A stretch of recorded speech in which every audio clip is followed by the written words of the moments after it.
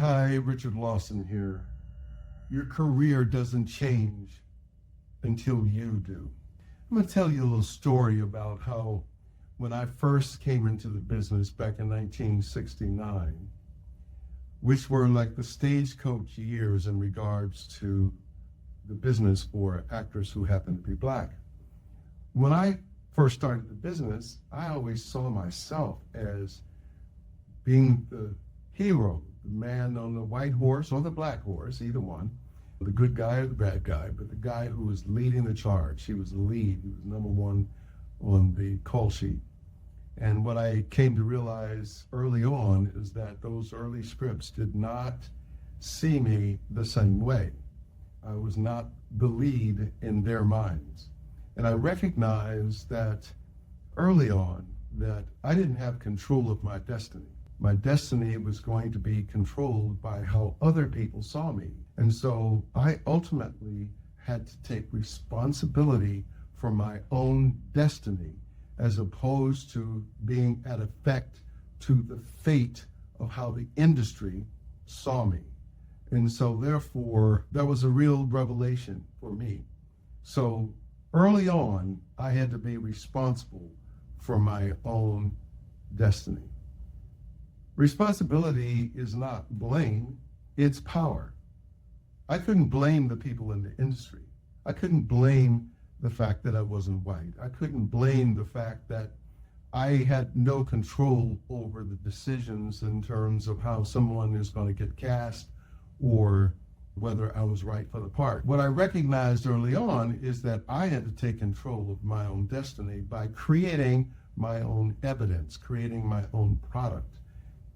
I had to create the space where people would come and get in my line as opposed to me going and getting in somebody else's line. And there are thousands of other hopefuls trying to get the same job. And I would hope and pray that I would be the one chosen. I also learned early on that talent was not the reason why people got a job or didn't get a job. It was only 13% of the reason why people got a job. There were so many other conditions.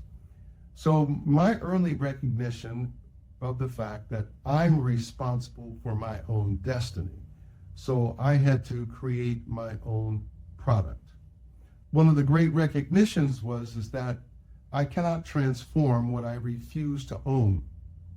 So I need to take ownership of my creation, of my ideas, of how I saw myself, of the kind of parts that I was right to play, the kind of career that I wanted to have, that ultimately I'm the one that had to create that. So I really recognized that I had to create plan A, which was my career and how I invented, versus plan B, which was the industry and how they saw me. So this was a balance between these two concepts, these two ideologies. Plan A, my invention, plan B, how they saw me.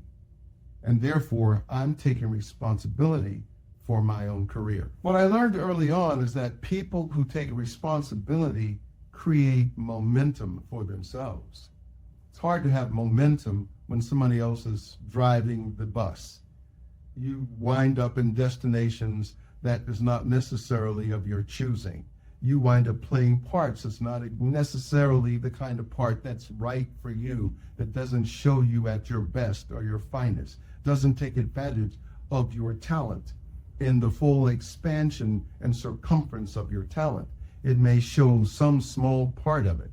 So the people who take responsibility and create their own product, create their own momentum, and that's very important in terms of being able to sustain being in this career and avoid disappointment, the expectation. I have more control of my expectations, so therefore I'm able to be more grateful for my journey. Taking responsibility shifts you from victim to creator. That's a big thing. Am I a victim to my circumstance, or am I the creator of my own destiny?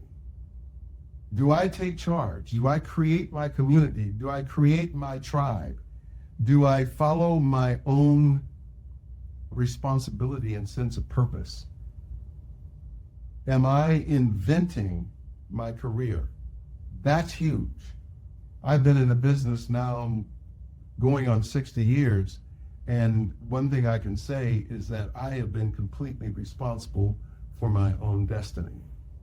And I've created my tribe, and I've created my group, and I've been consistent. I kept my head down and did the work and continued to study and continued to grow and continue to create. Everything is not going to be successful, but the process is successful because you learn the lessons. So you have wins and lessons, not wins and losses, but wins and lessons. And because I'm attached to my purpose early on, that I understand that is my North Star. So therefore, it affords me the ability to be able to ride this journey and be completely responsible for where I go, for what I experience, and it allows me to be more grateful for the things that I achieve. So one of the things that I want to do is do a little practice here.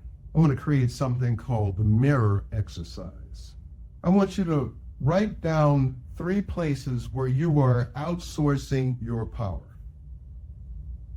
Rewrite each beginning with, I take responsibility for these areas where you are outsourcing your power. Recognize where your energy is going and where you are giving it away, where you are not taking responsibility for the things that you originate, the things that you create, the people who represent you. Are you outsourcing your power to your agents? Are you outsourcing your power to your managers? Are you outsourcing your power to your group of friends? Are you outsourcing your power by doing things that's not in alignment with what your dream is? And I want you to start that by writing down, I take responsibility of, and write that out. So once you write that out, then you become clear about how you are spending your time and where your energy is going and where you're wasting it. Just remember this. You are the author of your own becoming. Your responsibility opens the door to your own becoming. What do you see for yourself? Have you written down your dream? Have you clearly defined this thing that you see for yourself? I created something called the Doing, which is the creation of your dream, which provides you with a sense of responsibility for where you're going, what you're doing, how you see it, what you are inventing, the career that you want to invent, and then you're taking steps on a daily basis of actualizing that dream. Therefore, taking responsibility for where I am, where I'm going, and what I am inventing for myself. I want you to share your mirror exercises in the comments. All right? So that's this week's exercise, if you will. Next week, we'll be talking about vision. That's it, and that's all.